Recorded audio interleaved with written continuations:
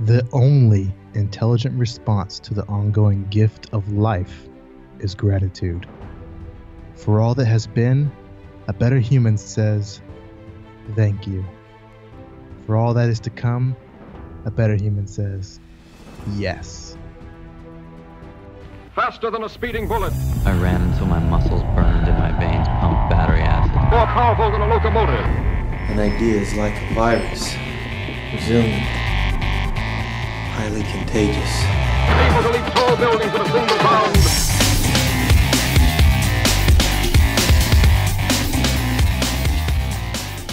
All right, ladies and gentlemen, welcome back and welcome to the Better Humanology Podcast. My name is Jerred Moon, and with me, as always, is Talon Schwalm. What's up, Talon? Can you really say as always? I mean, Whoa. how many shows have we had in between where I haven't been on? I mean, But still, it's like, as always. I mean, this is what the people come for. yeah. You gotta give the people what they want, right?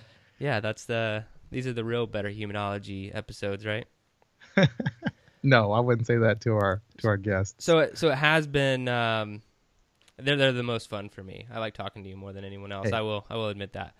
All right, but let's get straight to it this week. We have had a few guests on. Hope everyone's been enjoying the guests. We've been reaching out to a lot more people, very interesting people, Yep. and we're going to be bringing some more of those as time goes on. But one thing I wanted to note right at the beginning is we are getting a lot of responses, more than I thought that we would, to the question.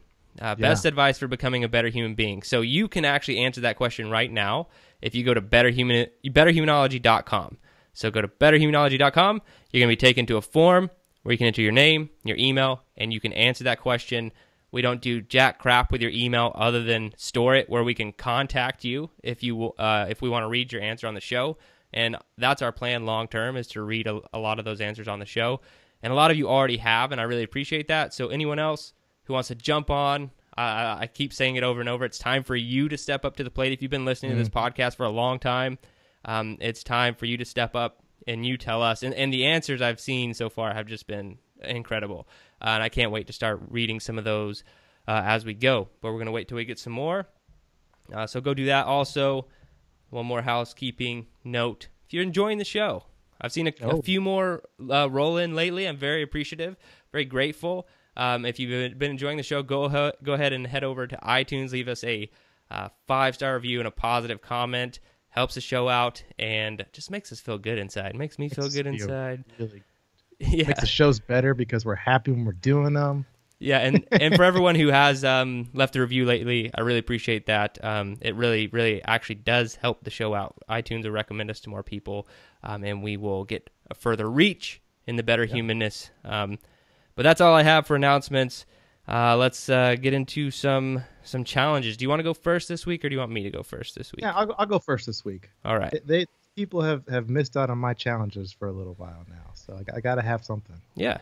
Anyway, so my challenge this week it's really a challenge. It's gonna force you to be thinking and trying to do something that you've probably not done too many times before.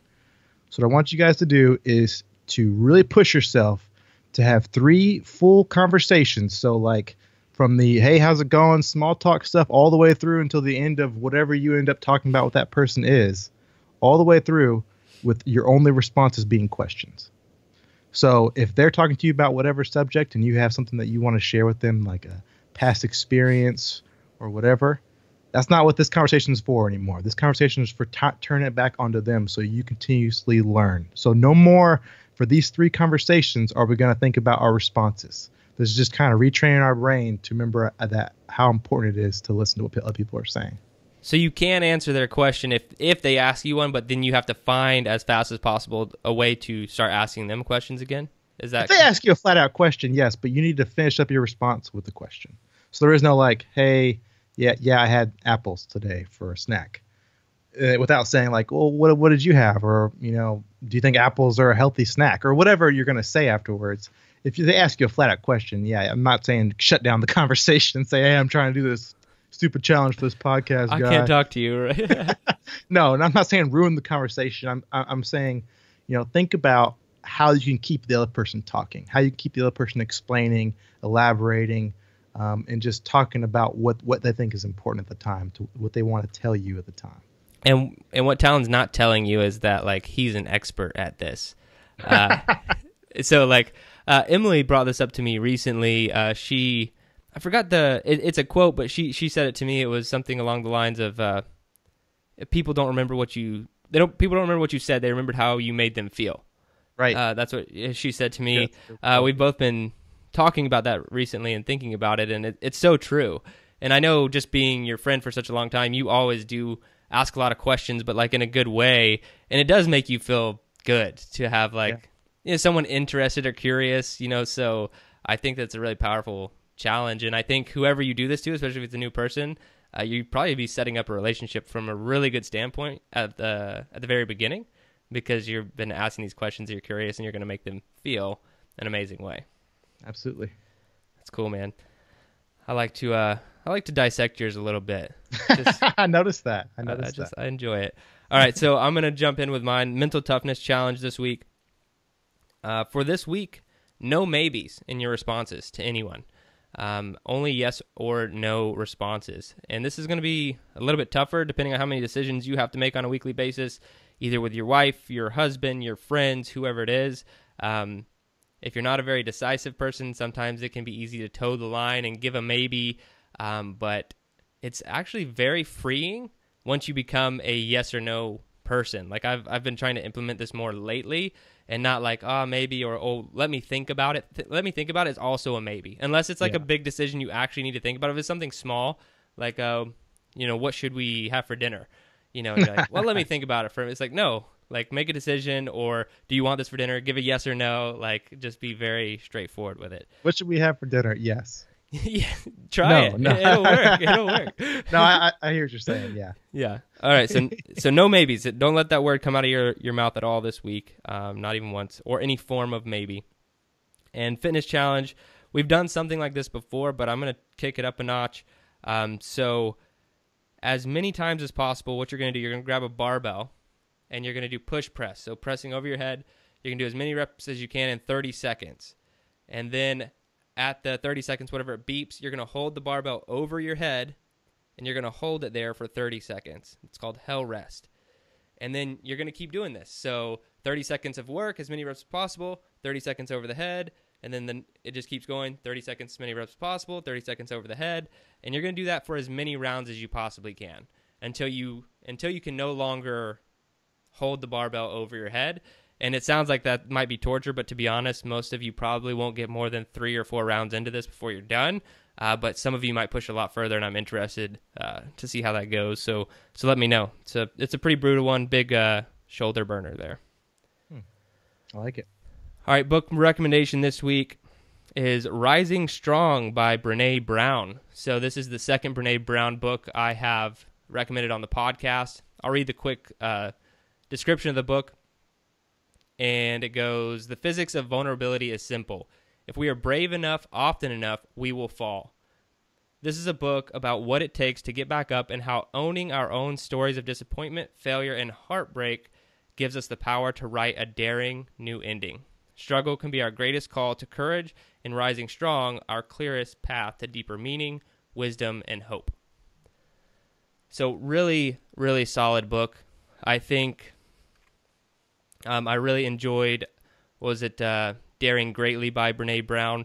I recommended that on the podcast. And then this one is also right up there with that book. Just, she really covers, she calls it, she's a shame researcher, she covers vulnerability and all these things. And a lot about interactions with people, the stories, and that's something I want to get into later, but the stories we tell ourselves, and, that whole getting back up after you've fallen down thing is almost cliche, but the way she talks about it, and being vulnerable and, just owning your stories with other people and everything, being really honest with those is incredible. Because something I always get out of these books and points is I feel like if I'm prepared for everything, that's a big trait in my personality, then, I won't be as disappointed when something happens. Like, even if I prepare myself mentally for the worst case scenario, but what that also does is it prevents me from being fully vulnerable in any relationship that I have, because I'm not willing to take a relationship all the way there because I'm afraid of, something bad that could happen. I'm like, oh, well, I'm prepared for that situation because of this. And reading these 2 books by Brene Brown has really helped me push through that to be more vulnerable in any relationship that I have, even newer relationships that I have, just because, I think that's the only real way to truly experience, this human condition that we're in, is to be fully vulnerable with another human being, especially, with the people who are closest to you. So I think it's really good. I'm excited about it. For me, I love Brene Brown. Really familiar with her work, but for me, I feel like it's such a great connection, I think, to narrative therapy, which is something that I'm pretty familiar with actually as well. And that was outlined basically in that description you talked about, where you're rewriting your story. So no matter where we are in our lives, like you kind of said, we've got a story. Either it's a past story or it's a future story in our heads that we're thinking of. And usually it's the past story, that whatever has happened, the way we think about it, or the way we perceive it, the way it's kind of just stored inside of our subconscious or our body somewhere, has been either for many people, it causes people pain or anxiety or whatever. And oftentimes what she's talking about is rewriting that story with that 2020 perspective, kind of, where you are where you are now. And so you can see how these things that happened in your past helped build you up to prepare you for where you're going to go in the future and to where you are now. And so you can see them from kind of that like 2020, where you see like, okay, well, these helped me to build these little chinks of armor, or to build these new coping mechanisms, or whatever they are. And so it's kind of like these past vulnerabilities or these past failures and how I got through them and how I'm still alive here today can help build off to whatever I'm going to face in the future, because I've been through those things already. So I love that message, and I love that's the push of this week with this book. Yeah, and I think if that sounds interesting to anyone out there, definitely get it, because she also walks you through a couple different processes to actually do kind of what Talon was talking about, and walk through some of these exercises. And I think it's really valuable. If it's not your thing, don't worry about it. Don't worry about it. If meditation's not your thing, don't worry about it. Don't worry about it. All right, hopping into MURPH this week. So I finished MURPH 52. Woo! Woo! We waited a week to get on the podcast to talk about it, but I wanted to jot down some of my thoughts and kind of get collected here before I ran right into it. But before I get into any of it, before we talk anything MURPH, I want to read kind of MURPH's story. I don't want to edge out who Michael Murphy was, or the type of person he was, or what he went through. I don't want that to be forgotten, and so I'm going to read that real fast. Okay. So MURPH is a CrossFit hero workout. It's named after Lieutenant Michael Murphy, who was killed in Afghanistan June 28th, 2005. And Murphy was awarded the Congressional Medal of Honor after his death. The workout was one of Mike's favorite, and he named it Body Armor, and it first appeared on the CrossFit site August 18th, 2005. And the workout is for time: run 1 mile, 100 pull-ups, 200 push-ups, 300 squats, run 1 mile. If you have body armor, wear it, 20 pounds. And engaged in a frenzied firefight and outnumbered by the Taliban, Navy Lieutenant Michael Murphy made a desperate decision as he and 3 fellow SEALs fought for their lives on a rocky mountainside in Afghanistan's Kunar province in 2005. In a last-ditch effort to save his team, Murphy pulled out his satellite phone, walked into a clearing to get reception, and called for reinforcements. As bullets and rockets ricocheted around him, one of the bullets hit him, but he finished the call and even signed off, "Thank you." Then he continued the battle. Dan Murphy, the sailor's father, said it didn't surprise him that his slain son, nicknamed the Protector, put himself in harm's way. Nor was he surprised that in the heat of the combat, his son was courteous. That was Michael. He was cool under fire. He had the ability to process information even under the most difficult of circumstances. That's what made him such a good SEAL. That's what his dad said. And, that's I'm not going to get into the history of Michael, but amazing guy. Was going to be a lawyer, ended up deciding to join the SEALs, Special Operations, instead, and just did an amazing thing. If you've seen the movie The Lone Survivor, you kind of know the story and how it was kind of controversial, the decision he made at the top of the mountain when they had the two Taliban, like the 14-year-old and the old man. They had them there, and he decided to let them go. And then within a few hours, there were like 100 Taliban who encircled their position and then killed basically all of them except for Marcus Luttrell, who was the lone survivor. So this was his workout. He actually created it. There are a lot of hero workouts that CrossFit puts out, but not all of them were like a creation of that person specifically. Normally they named a workout after the fact, and I just think this one's really cool. And it was one of my first experiences with CrossFit, and that's why, I don't know, maybe why I like the workout so much. But yeah, I like it because it's such a hard freaking workout. Yeah, I like it for that reason too. I mean, for me, I've done a handful of CrossFit workouts, and this one is head and shoulders above the rest of them. Yeah, and if we have any new listeners, so Tal and I took on a challenge. It was about a year ago. Was it about a year that we did MURPH? Yeah, because I just finished my... Oh, that's right. But yeah, because there we go. Because you did the full year after we did that challenge, didn't you? Yeah, so we took on MURPH as kind of a challenge for the show, and then I decided I was going to do MURPH every Saturday for a year. And so I ended up doing 55 total in 52 weeks because I did a few doubles and one double and one triple. So that came out... You did a triple? I did one triple. No vest. I did a triple. So that came out to 110 miles ran, 5,500 pull-ups, 11,000 push-ups, 16,500 squats. Wow. And so it was a lot of fun. That's all on top of your regular training, daily workout stuff that you would have done anyway. Yeah, so like I pretty much kept a normal training schedule for the full year, for the most part, and so that's just the math for MURPH. But a few things I wanted to mention. Well, I want to get into kind of the big picture stuff, some of the things that I learned about MURPH, but I want to talk about just about MURPH number 52 because I wanted a PR so badly. Like I wanted to end with wearing a vest and PRing the workout. And because at the start of MURPH, my times were close to 40 minutes without a vest. And by the finish here, I PR'd MURPH 52 with a vest on at 27 minutes and 47 seconds. Oh my gosh. And how unbelievably hard that was is something I don't want to, I don't just want to be like, oh, I PR'd and kind of brush it off. I want to let people know how awful that was compared to every other MURPH I've ever done. And to be honest, was that your last MURPH? Yeah, my last MURPH. So the last one that was that your last MURPH like that your body will ever do? It'll be the last one that I ever do in 27 minutes and 47 seconds. Fair enough. And so it honestly probably took 2 weeks of mental preparation. Like I was trying to get fired up mentally. I was breaking it down mathematically, what my splits need to look like, all of these different things.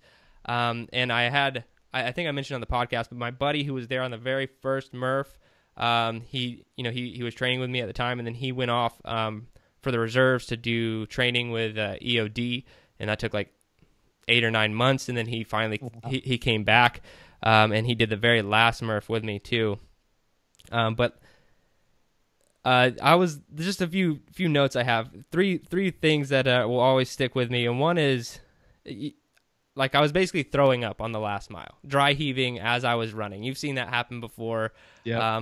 You've seen me do it before on Air Force PT tests and stuff. I haven't, to be honest, I haven't done that since probably like in college. And basically why that happens is you're like, if you're not a runner and you're pushing yourself to run really fast, you start dry heaving. And I was like yelling at myself as I was running. So I PR'd by 40 seconds. But 40 seconds in your last mile of MURPH is not a far margin. Like it seems like it's a far margin in a mile run, but it's really not, because you could just like look at the clouds for a little bit. Your legs are so tired from MURPH that you got 40 seconds added there. And so it was really crazy, but I remember specifically I was about 3/4 of the way through the calisthenics, and I looked at Ben and I was like, I specifically said to him, I was like, I'm going to do it. Like, this is going to happen. I'm going to PR. Just because I knew my splits were fine. Like, I was good. But when I finished, he looked at me and he was like, He's like, dude, you've been sandbagging it. Like talking about the last several weeks of MURPH because I PR'd and it looked like it was a relatively easy PR. Like I just like blasted through the pull-ups. And I even felt kind of like it was, but I was on like so much adrenaline to get through the workout that the next 3 or 4 days post MURPH were just insanely awful. Like I thought that my body had become immune to the volume and the workout, but it really hadn't. My legs pretty much did, but I mean my biceps, my triceps, my shoulders, my back, my chest, everything was just like ridiculously sore. I got a little bit sick on Monday, so like 2 days after. I recovered really fast. I just think my body got so broken down. And I'm only saying all this is because like I said, I don't want to brush it off and say that was easy. I don't think I've pushed myself that hard, maybe ever, because like literally everything broke down. My muscles broke down, dry heaving on the run for a significant portion of it, just still pushing myself through it. And then, finally I actually getting physically ill, like a cold, those days following. So it was pretty brutal and not something I want to do again, but the MURPH workout, yeah, I'll do that again. No problem. But let's keep it at maybe 30 minutes. So it's interesting to me because you said probably the hardest you've ever pushed yourself, but you were so jacked up on adrenaline that for you, it was just like, it felt easy at times. Yeah, because I was like really, like I said, I've been preparing. Like I don't normally do that. And that's something I learned just studying Louis Simmons from Westside Barbell. And he tells his guys in training, because these guys they're training for like world records, right? And he says specifically, when you're in training, don't get yourself that jacked up, because your body can't take that week after week after week after week. So like every time you're stepping to a barbell, don't like get yourself all hyped up and like, get your CNS firing and like just go freaking crazy. Don't do that because you'll burn out real fast. So every other MURPH, I pretty much didn't do that. And this is the only MURPH that I was like, no, we're getting amped. Like I'm getting like, we're going to go crazy. This is going to be intense. And, it was hard to get through the calisthenics. I was keeping myself really paced. But yeah, it was brutal. But so would you contribute like some of that mental preparedness that you kind of went into it with? Or maybe I'd say how much would you contribute it to you PRing in that last one? 100%. Yeah. 100%. Yeah. Wow. Because, I could have done that PR. I could have done the PR several weeks ago, in all honesty, but I just wasn't willing to go there. I didn't, and that's one of the things I wanted to point out is, because I didn't know if I had it in me. Like when I PR'd sub 30 minutes, I was like, that's it. Like I don't know if I'll do that again, because like a big thing that factors into my MURPH times was the weather. Like if it's hot or humid, like my times shot up. If it was a cool day, my time went down. It's very indicative. The weather could indicate what my times were going to be.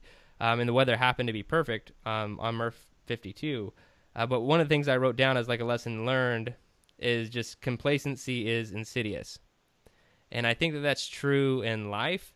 I've been doing, I don't think you should get yourself that jacked up all the time.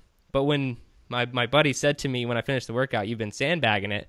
That kind of hit me. I was like, I have been like, I just coasted through some of these other MURPH workouts. And I'm not saying I should have been going 100% every time, but it was the fact that I didn't realize it till after the fact. It's like, I didn't know that I was being so complacent in some of these other workouts. Because, some of the other ones I might finish in like 32, 33, which is significantly slower than what I was capable of, and so that's just something.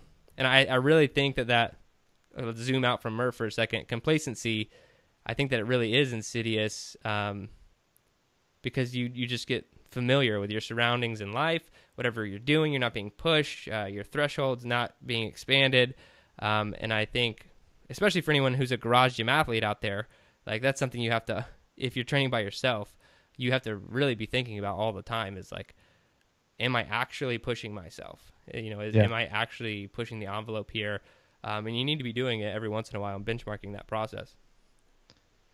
It sounds like a tough thing for you to have dealt with, because you're hearing from West Side Barbell that, don't get too intense, manage it until where you really need it. And then, the other side saying, don't be complacent, so push yourself, focus on, the goal, basically, continue, keep being persistent. So I feel like that's a tough thing to kind of struggle with because you're trying to balance it, your intensity. And that's something that, it's not everybody can control that. So. Yeah. And I think it was a lot learned really just about myself in that process. Maybe not necessarily for other people is, could I have pushed it harder? But I always, everyone probably is their worst critic, right? Or their, sure. Yeah. And so I'm always looking for how I could have done better. I'm super pumped that I finished all 52, and got through all that stuff. I just, that's something that I took out of it from always be aware of your complacency, because that main part of it being insidious, like actually sneaking up on you and not realizing that it's like getting into. Now I'm looking at so this workout, it's just a workout right now. I'm looking at every area of my life, and I'm trying to see like, okay, where am I complacent? Where am I too comfortable that I'm not realizing it?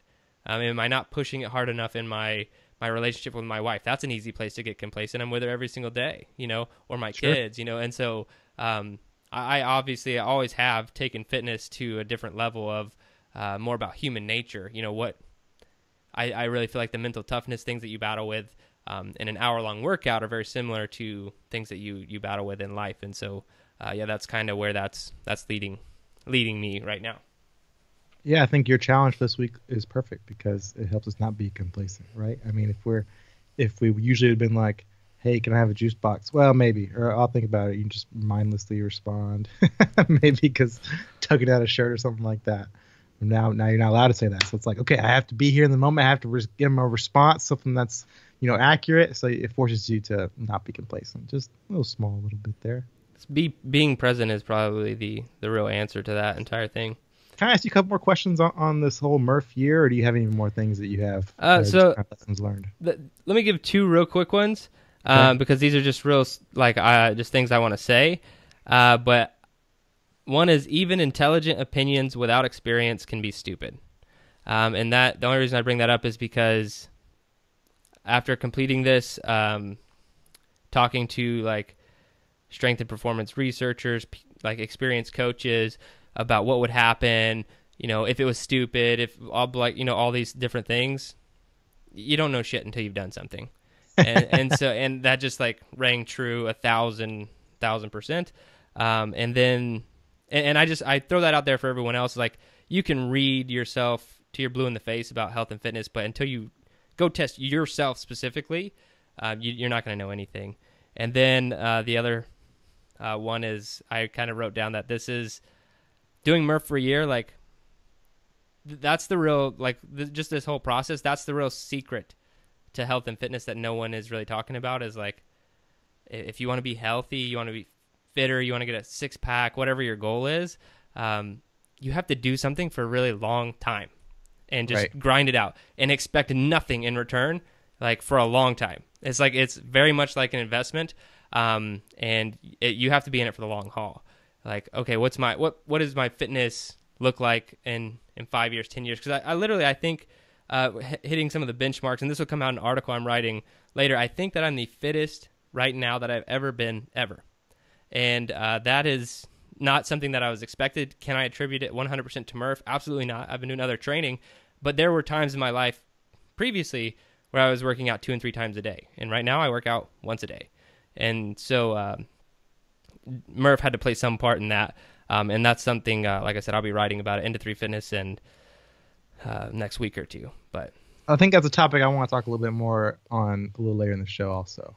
But I just want to kind of get in your head a little bit for this year, because for me, when you said you were going to do it, I remember, I think I said this on the show a couple weeks ago too. I was like, yeah, Jerred says he's going to do something. I know he's going to do it, but that's a shit ton of MURPHs. That's a lot of working out. I know Jerred loves it, but man, this is a lot on top of whatever he's doing already. So for me, I couldn't really see it happening, even though when you said you'd do it, I knew you would. So for me, it comes down to just first and foremost, why? Why did you do this for a year? So why did I stick to it? Or No, why did you do it? Well, we'll talk about how you stuck to it and your motivations and what went through your head, but why did you do it in the first place? Because I said, man, maybe it's something you should do. Did I throw that out there? Did I challenge you to it? I don't know. I don't remember that. Well, it was all... So the long story short, when I was the physical training leader in AFSOC, this is a workout I made my airmen do pretty frequently. I mean, I would do it with them. We would do MURPH. So they hated you. Yeah, they hated me because like I didn't care what your fitness level was. Everyone did MURPH, and it was always like this really shitty situation because there would be some guy or girl overweight, can barely run 2 miles or something, and I would always scare the shit out of him and be like, look guys, this is other days whatever, but this is MURPH day. You're not going home until the workout's over. And because like a lot of people, they thought that like, this is a long work, because some of our other workouts we only had like an hour or so to get through it, right? And so they knew that there was a time cap. Some of the people who didn't really want to push themselves, like, you got to send me. I got to get to work today. And I was basically like, look guys, I'm the OIC. I don't give a shit if you get to work today. Like, we will be out here, and I will be out here with you until you're finished. You to become a better human. Right. In this next hour, you're going to become better whether you like it or not. Yeah, and maybe some of them hated me. I think a lot of respect came out of it. But also everyone also finished because they actually pushed themselves. Everyone always finished within the time cap. Right. And we would scale it. I would always scale it for them. Like I wasn't like, you have to do it the hardest way possible. I would give people a band or a box or whatever, make sure that they did it to their abilities, but everyone was going to finish the workout. So I've always enjoyed the workout, and so I had some good baseline times. I knew what my times were, and then the CrossFit Games came around, and I saw their times, and I was very disappointed. And even the top elite CrossFit Games athletes, I was like, they absolutely should be doing MURPH faster. I don't care how many workouts they've done previously. These are the fittest human beings, quote unquote, in the world. They should be doing MURPH faster. Do you remember at all what those times were at that time? See, they've done it 2 years in a row. In 2000, I think 2014 or 2015 was the first year, but I think the fastest time in 2015 was like something in the upper 30-minute range, like closer to 40 minutes. And then they did get a lot faster in 2016. I think the fastest time that year was like 33 minutes and something. And so they did get significantly better, but that kind of like, that stuck with me for a long time. And then when you and I did it, I was like, look, I'm taking this workout off the pedestal. Like, I want to get really good at it, really fast at it, and just show that, I mean, like, the workout can be beaten. It can be taken off the pedestal. It doesn't have to be like this big thing. And I think that to myself, I did prove that, because MURPH did just become like, a high five, my wife out the door, hey, I'll be back in 30 minutes, like, no big deal. Like, and we'll go hit up, whatever the rest of our day after this. And for most people, MURPH is like, I'm going to lay down on the couch for the rest of the day. And that's what I was trying. That's what I want. I want to take that away. I wanted to get that away. So that was like multiple things factor in there, but that's kind of the why I wanted to do it in the first place. My body needed a nap after I finished my MURPH. Every time I PR'd, I did feel that way. And yeah, so I know that makes you feel a little bit better. Okay, good. Yeah. Mine was about 2.5 hour nap though. Just so okay, so that gives us some background. Okay, that makes sense. So you alluded to it when I asked the last question, but like, how were you able to stay, I guess, focused enough to continue doing it for that many times for that long? Because I mean, there's lots of us. I mean, I think I'm pretty decent at my persistence and my ability to stick with things, but I struggle. I mean, I'll start a diet or whatever here or there, start a new workout plan or whatever it is, and I'll fall off probably halfway through or sooner. Sometimes I'll complete it, of course, but there are times when I don't. So how were you able to beat that? Because I know everybody deals with that kind of, I've done this so many times, it's getting monotonous or it's getting boring or whatever. How did you beat that? What's funny is, so I've always been doing kind of like fitness experiments on myself, and then I would write about them at Into 3 Fitness, but I'd normally just like out of nowhere, like be like, hey, this is what I've been doing for the last year. Write an article, send out an email. No one knows I was doing anything. Like, wasn't really posting anything on social media. And so I've kind of always been doing this stuff, but the biggest thing that kept me going this year is I didn't plan on ever posting any of this stuff on like Instagram or to Facebook or anything. And then once we started talking about it on the podcast and a few people like kind of got motivated by it, you know, or inspired by it, I was like, okay, I'm going to post every week. Like no matter what, I'll post it on Instagram, you know, and to maybe inspire some other people to do the workout however they want to do it, scaled, varied, you know, however they want to do it. And that's what kept me going after that point. Because it only took a few people to be like, because I think at the very start there's only like one or two people who were like, yeah, I'm going to do this with you. And I was like, hell yeah, let's do it.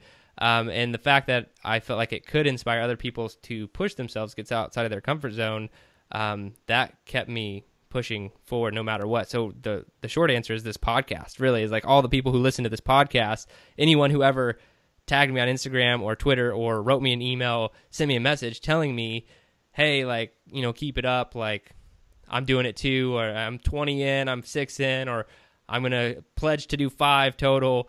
You know, those messages, I was like, to be honest, it made it extremely easy. There was never like, I mean, there were days I didn't want to do MURPH, but there was never serious thought of like, this isn't going to happen. And it's because of this kind of like community we have of people who are awesome.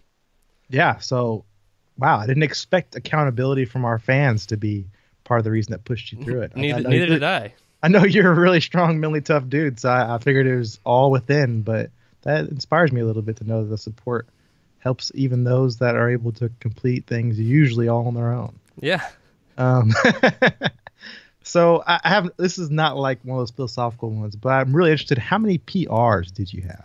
You know, I haven't finished tabulating that. That's going to be in the, okay. I'm going to get the more technical article out, but it's going to be something funny. Like 16, something crazy? I think it's like 30? 16 to 19 PRs or something like that. So like it's going to equate to PRing every, I don't know, 2 or 3 weeks or something like that. Okay. Yeah. But, were there more towards the end? Were there more PRs at the beginning? Was it like so just it was all every other week, like you said? So we talked about this on the podcast before of, I know we were checking in. You had PRs here and there. I remember. No, but back it was last summer. We had hyperthermic training as a topic of conversation. You and I talked about, and it's essentially training in extreme heat and how that really conditions the body. Heat shock proteins, like all of these great things that it does for your body, and conditions it for more intense exercise. Obviously, to be utilized with caution, but. What happened was I started last February, right? And so my time started to get better and better and better. I think I PR'd, kind of through the spring, and summer comes early in Texas, or at least the heat does.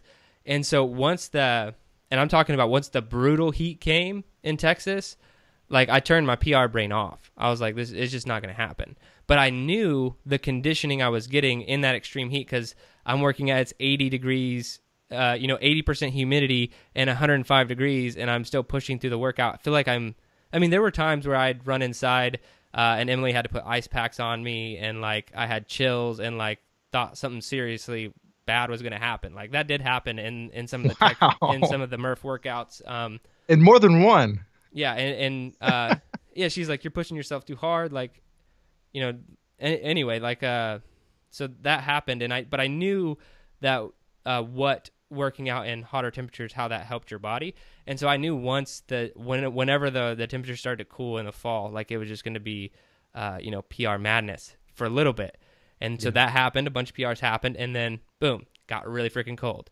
And believe it or not, it does actually still get cold in Dallas. Like it gets down to, like 18 degrees, 17 degrees. Sure. And so I knew I wasn't going to PR in the super cold temperatures. And there's not as much benefit to working out as cold as there is in heat. But then it started to warm up again here in the January, February timeframe because Texas is weird. And I started to hit a bunch of PRs again. So that's kind of the roller coaster. So that's what you should have told your Ben when you said you were sandbagging it. Right? There's no room for sandbagging when you're dealing with 105. Oh yeah, man. Degrees, I have black mats in my backyard, and that's where 95% of the MURPHs were done.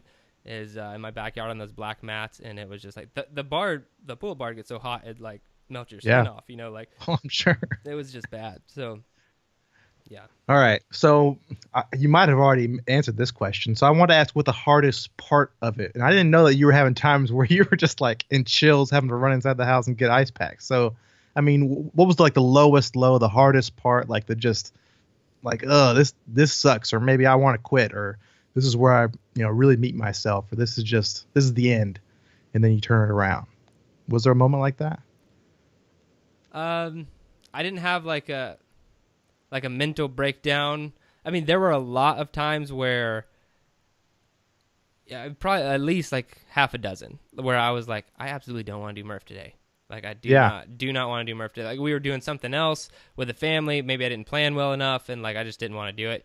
And I mean, I traveled a lot last year. I did MURPH. I did 7 different MURPHs in 7 different states, over the course of last year.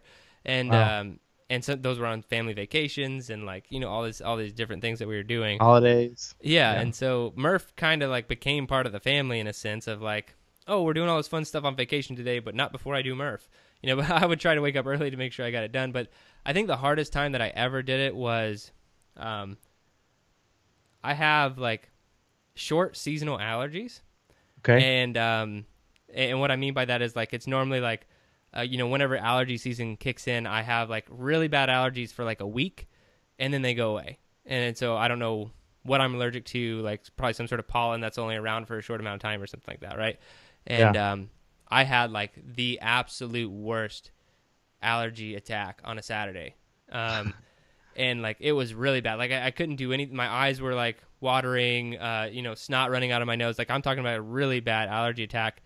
I took like a normal allergy pill because I was like, I don't want to like die, trying to do MURPH, but it didn't work. The pill didn't work at all. Like a sleepy one, you mean? Normal one. Yeah, just like a normal non-drowsy, like get through your day type of allergy pill. And then that didn't work. That didn't work. And so then I ended up taking 2 Benadryl. Okay. And then that wasn't really You're all working. hyped up. And so I took another Benadryl. Oh, okay. And so I'm on 4 different pills, all 4 allergies. You talk about like Benadryl. I don't know how it affects everyone else, but for me, that's like basically a sleeping pill. Like I'm ready for bed, like super drowsy. By far my worst performance in MURPH and biggest time I didn't want to do it. So yeah, I was all drugged up and like, okay, got to do MURPH now. Like I remember wanting to do some of the push-ups on my knees because I was just so like out of it and so tired. But that was definitely the worst MURPH experience I had. That medicine always gives me like kind of like an achy body, like just like my body feels tired. I think that's how I go to sleep with that medicine. I don't know. Yeah, and then I remember finishing it. I was just pissed off. I was just like, I was just like through my vest. And I was like, I'm just angry. Like I'm just mad. Benny rage. Yeah, just mad that this even happened. I don't know. So that was definitely my worst one. All right. Well, we got the not so fun part of the way. What about like what's the most gratifying, like the most satisfying part? Like were there times where tears stream down your eyes as you're coming across that finish line, where it's like, yeah, triple MURPH done. Like, yeah, just hell yeah. Like, or was it when you just finally finished for the year? When was that? It's funny, triple MURPH was another. I finished the workout and I was just kind of angry. Yeah, that one was so ridiculous. But no, it was definitely the last one. Okay. Towards the beginning, I'd say the first like 2 months or so, I was like super motivated to do each and every single one of them, and then that faded, and I did kind of get maybe the heat and complacency zone or whatever, but that last one for sure was like the biggest. Because we actually had like a small celebration with my family and some friends here at my house, and like had a cookout and stuff. So it was just really cool. And had I not ended on a PR, I'd probably honestly have kind of like a sour taste in my mouth. So yeah, the fact that it ended on a PR, I was elated, super happy. No tears streaming down my face, but maybe just a little bit of puke off the side of my face or something like that. But sorry if that's too graphic. No. Well, for me, what is so impressive about this accomplishment, about this year-long 52 MURPHs once a week for a year, is the stick-to-itiveness. I mean, we've like hit on that throughout the show here and there, but like the persistence that it takes to continue to do something that long. I mean, you talked about in that kind of last lesson learned you threw out there. It's like this is what it takes to accomplish things, to accomplish goals, to get better, it takes persistence over a long period of time, and working past that, probably the monotony, the boredom, or the lack of results over time, or the maybe complaints from family or from friends, or maybe the hate that you get from others. So for me, I think what's so impressive about what you did here is that you really, like, you proved how important persistence is. And I think in some of your responses, like you said earlier, like, this is the best in shape you've ever been. Like, my God, that's shocking to me, because I've seen you in some pretty fantastic shape. And so if this, this had to have something to do with that. I know you have other things going on, but you even said to yourself, this played a part. And so for me, I think that is just a fantastic example of how persistence over time, with a goal in mind, working towards that goal, whether it's not every day, but it's, over a long period of time, shows results, gives you results. So, I mean, what thoughts do you have on kind of that, just that philosophy? I mean, that's what I really think. I mentioned that earlier, that being the secret to success in anything really is you have to have that time period of like really thinking and analyzing, getting your why, getting clear on everything. However long that needs to take a person. Maybe it takes you, and this is a very broad conceptual thing I'm talking about here, but like, plan it out, whatever, think about it, determine what your goal is. But then after that, you need to be like a dog, on a scent, and just like pound away at it until you get to the end. And I think that this workout is an example, but anything you want to achieve, like a big part of my business is I provide daily programming for people, right? For workouts.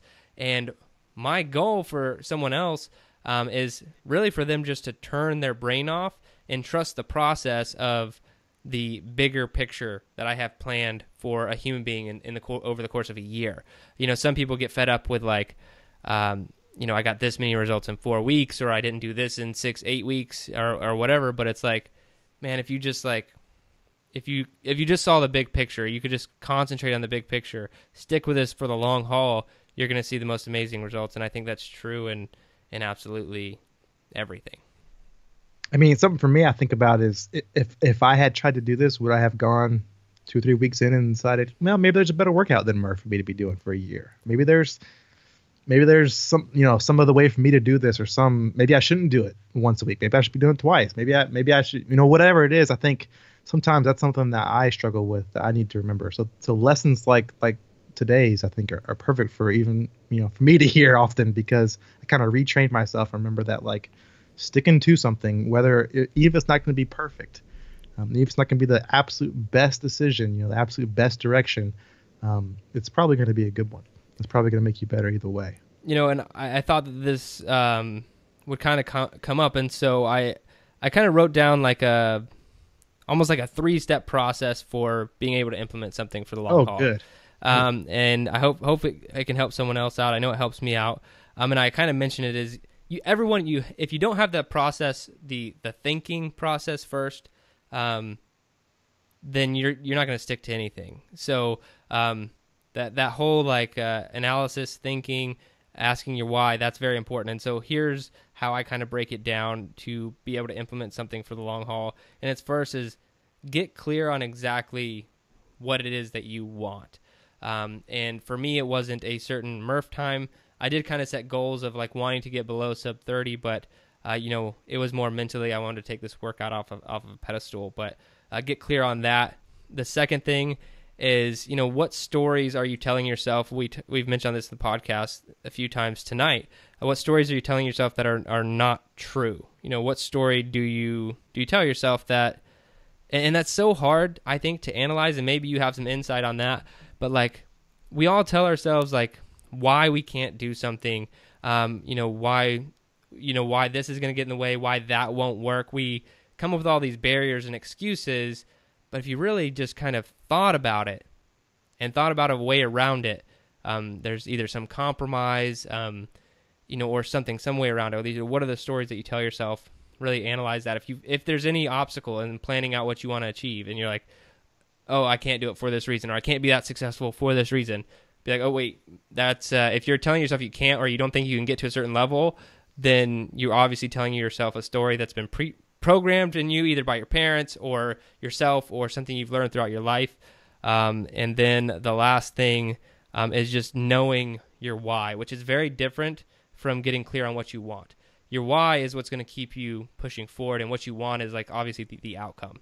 So the why carries you through, and the clarity is the outcome of the situation. So that's kind of my 3-step process for implementing something to stick with it. That's awesome. I think that those are extremely insightful. I think those are things that I need to write down and kind of remember what I'm working on, a challenge and trying to complete it. That second one that you talked about, that you said, hopefully I'd have something, some insight on that one. I think oftentimes, if we have a viewpoint or feeling about something that's happened in our life or an event, I think, and you said just, think about it. I really agree with that. I think the more time you put into thinking about things, I think like that can be beneficial without trying to become debilitating. But for me, it becomes about realizing that whatever viewpoint or whatever story that you have in your head, that whatever that is coming from your point of view, is coming from your point of reference, right? So if you think about that and realize that there are unlimited, there's an infinite number of points of view for that same story that you're thinking of. You could probably, if you took 5 minutes, you could think of a dozen other directions you could think about how that story really played out. You could probably find out some kind of positive ending because something came out of it at the end that was beneficial, or you can think about how this part probably wasn't as bad from this other person's point of view. If you thought about it in this way, it wouldn't maybe look this bad or look this detrimental. And so I honestly think when you realize that there are just so many other perspectives, you start putting your own perspective that you've had on that entire story kind of in a box with all the rest of those perspectives. And then when you can see that entire kind of, line of mailboxes where all these perspectives of this one story that you're thinking of, you stop looking at your one perspective as being so important. You start seeing all those perspectives, and you start seeing how it's possible for you to take on one of those ones or take on bits and pieces from different ones, and how you can reshape and rewrite your entire story. Yeah, and I just want to give a quick example of maybe a perspective that some people, or a story that some people might have.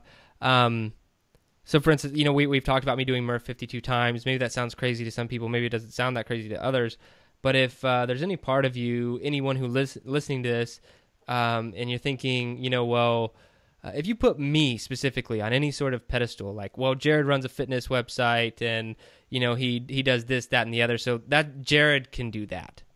Jerred can do that. Jerred can do that 52 times because of whatever reason you think that I can do that 52 times. Like whatever, you're making up a story in your own brain right now. If you even have those thoughts, if you think I'm some sort of special human being, who's like weird and like loves pain or something, like you're making up all of these stories that are not true. They're not things that I've said, but you're making up some really good stories or excuses on why you couldn't do the same exact thing, and it's absolutely not true. It's just a story that you're telling yourself. It becomes a limiting belief, and if you put too many of those in your life, you're just putting all these roadblocks and chokeholds to any success that you want to see. So that was hopefully an example if anyone has those thoughts out there. I totally agree. I have one last final question for you. Sure, man. I kind of half-assed it during the challenges portion, but so would you do this again? Would you do the challenge again? Like do all 52 year again? Would you do the year again? Would you want to do the year again? Is that something you would do? Oh yeah. I'm not challenging you. I don't want you to do it. I know you need a break here.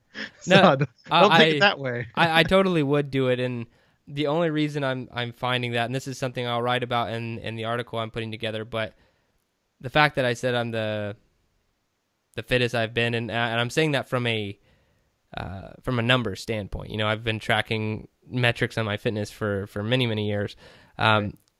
But something that was interesting about this whole process was I focused over the course of the last year a lot less on strength. Like it was not a major thing that I was after. I also didn't get weaker in the process, but I just didn't focus on strength a lot. And I think it really brought my conditioning to a different level. I think my conditioning had probably been lacking. So saying all that to point out the fact that I think it helped me find a hole in my fitness that I was unaware of, in a different way that it could be fixed. And so I think the reason I am so much fitter now, if it was attributed to MURPH, and that's something I'm still trying to, look at previous training logs and see what was so different about this past year. But I think that pushing myself through this process increased my fitness level a lot. And if I come out to the end of like my personal analysis, because this is not for anyone else, this is for me, my personal analysis, and I'm like, MURPH absolutely was what made me fitter. Let's do it again. Then do another year, or like maybe not that aggressive, but like it might be something that I throw in quite regularly. But then I want to look at, is it the body weight stuff? Is it the mile runs? Is it the weight vest? Like, what is it that's making me better? That's what I'm trying to figure out right now. But I think it's just the fact that this longer time domain of these 30, 20, 30, 40-minute workouts that I don't normally regularly participate in are very, very beneficial, especially with some load. Okay. Cool. All right, guys, I think that does it for this evening. Anybody has any questions? Anyone still on the MURPH journey? Be sure to hit me up on Instagram, Twitter, and the more important thing for you to do right now would be to go to betterhumanology.com and give us your answer to that question, your best advice on becoming a better human being. Let us know. And then also, if you're enjoying the show, you're getting something out of it, please head on over to iTunes. Hit us up with a 5-star review and a positive comment, and we would really appreciate it. But that's all I got for tonight. Thanks for listening. Thanks, everyone.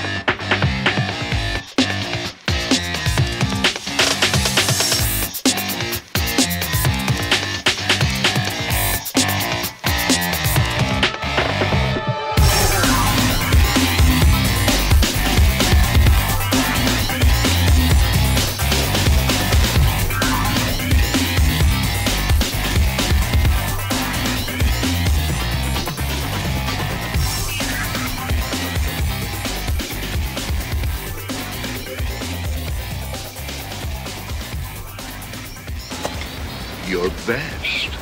Losers always whine about their best.